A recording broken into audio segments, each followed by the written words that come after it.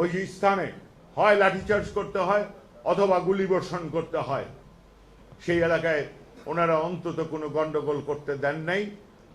হ্যাঁ, স্টার্টিংয়ে সেই মাস্টার মশাই একটুখানি গণধোলাই খেয়েছেন। আমি যখন ওখানে গিয়ে পৌঁছালাম, হাজার হাজার মানুষ আমাকে ছেঁকে ধরল, এমপি সাহেব আপনি এ ব্যাপারে কথা বলবেন না, আপনি শুধু এই শিক্ষককে আমাদের হাতে ছেড়ে দেন, আমরা তাকে কুচি কুচি করে কেটে কাক দিয়ে খাওয়াই দেব, তবু এই শিক্ষক এই এলাকা ছেড়ে যেতে পারবে না।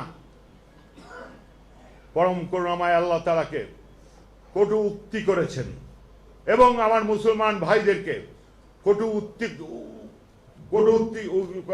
বলেছেন। একজন মুসলমান হিসাবে এই উক্তি যার নাকি ঈমান আছে সে কখনোই সহ্য করতে পারে না। আমি জানি না সেই কমিটি একজন ব্রেন স্ট্রোক রোগীকে কি করে ওই স্কুলের প্রধান শিক্ষকের দায়িত্ব দিয়ে রেখেছে। নারায়ণগঞ্জে সে বসবাস করে। নারায়ণগঞ্জের হিন্দু সম্প্রদায়ের নেতাবৃন্দকে আমি ইনকোয়ারি করতে বলেছি যে তার মানসিক অবস্থা কি।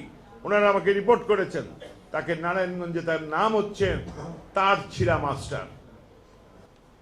আমার দুঃখ, আমার সহকর্মী সংসদ সদস্যরা আমাকে একবার টেলিফোন করেও জিজ্ঞেস করেন নাই যে কি পরিস্থিতি ঘটেছিল, তাদের জীবনেও এই ধরনের পরিস্থিতি ঘটতে পারে।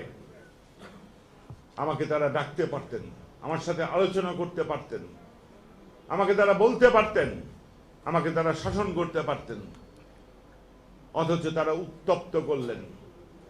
আমি আজকে নারায়ণগঞ্জে উত্তপ্ত।